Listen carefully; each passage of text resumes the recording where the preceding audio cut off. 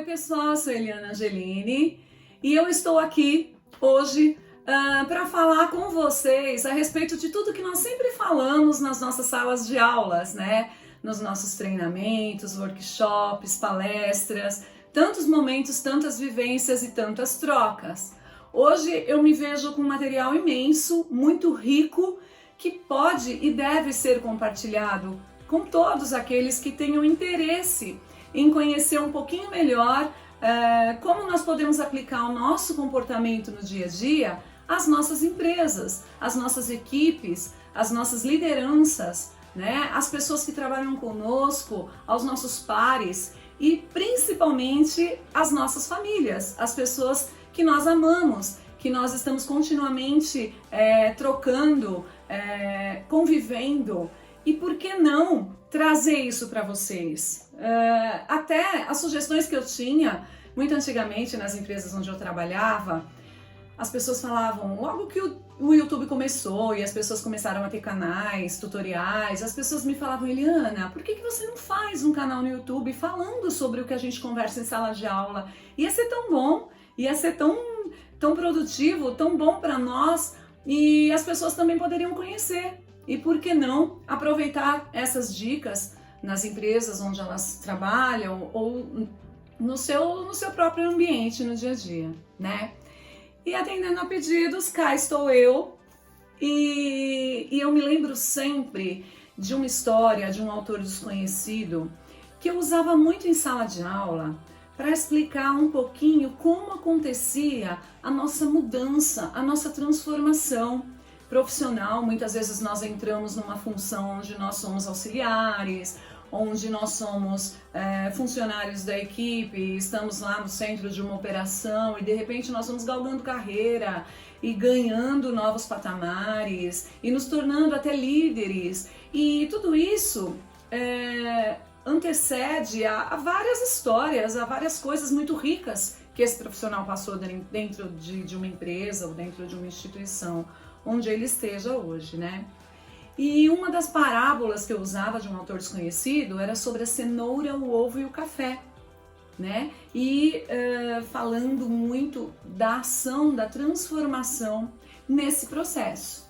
E para relembrar aqueles que já conhecem essa história que nós falamos tanto em sala de aula, e até para quem nunca viu, ver um pouquinho do que a gente falava, eu trouxe aqui novamente para a gente fazer aquela leitura, né? E eu vou começar lendo para vocês esse texto, que se chama A Cenoura, o Ovo e o Café. Uma filha se queixou ao pai sobre a vida, que estava muito difícil. Ela já não sabia mais o que fazer, ela queria desistir. Estava cansada de lutar, de seguir em frente, muito deprimida, ansiedade batendo a porta, e parecia que quando um problema estava resolvido, um outro surgia. Calmamente, seu pai, que era um talentoso e sábio chefe, levou-a até a cozinha onde ele trabalhava.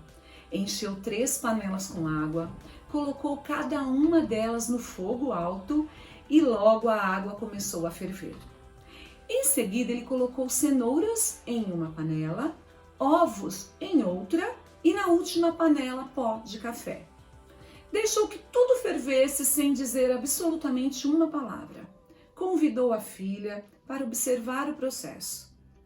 A filha deu um suspiro, esperou impacientemente, imaginando o que ele estaria fazendo, e cerca de 20 minutos depois, ele apagou o fogo, retirou as cenouras e depositou-as numa tigela. Com cuidado, pegou os ovos, deixou-os em outra tigela, e pegou o café com uma concha e o despejou numa xícara. Virando-se para ela, ele perguntou: minha filha querida, o que você está vendo?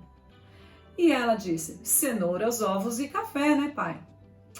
E ele a trouxe para mais perto e pediu-lhe para experimentar as cenouras. Ela obedeceu e notou que as cenouras estavam macias. Então pediu-lhe que pegasse um ovo e quebrasse. Ele obedeceu. Depois de retirar a casca, verificou que o ovo endurecera e que a fervura o tornou duro, rijo. Finalmente, ele lhe pediu que tomasse um gole do café. Ela sorriu ao provar o aroma delicioso e disse, ao provar, sentindo seu aroma delicioso, e disse, pai, o que isso significa? Ele explicou que cada uma delas havia enfrentado a mesma adversidade, a água fervendo, mas que cada um reagira de uma maneira diferente. A cenoura entrara forte, firme, inflexível, mas depois de ter sido submetida ao processo de água fervendo, ela amolecera e se tornara frágil. Os ovos eram frágeis, mas sua casca fina protegia a clara e a gema. Mas depois de terem sido colocados na água fervendo, seu interior se tornou mais rijo. O pó de café, contudo, era incomparável, porque depois que ele fora colocado na água fervendo, ele havia mudado a água. Então, numa reflexão, qual desses seríamos nós? Né? Será que nós fazemos hoje o papel de cenoura, de ovo ou de café nas nossas adversidades, nos nossos processos, nas nossas transformações? Né? Se nós formos trazer analogia para o ser humano, por exemplo, os seres humanos do tipo cenoura são aqueles que antes do processo são resistentes, inflexíveis, imponentes, não mudam de opinião, para tudo eles têm uma ideia fixa, firme e sempre dizem: eu não mudo de opinião, eu sou assim e quem quiser tem que me aceitar do jeitinho que eu sou.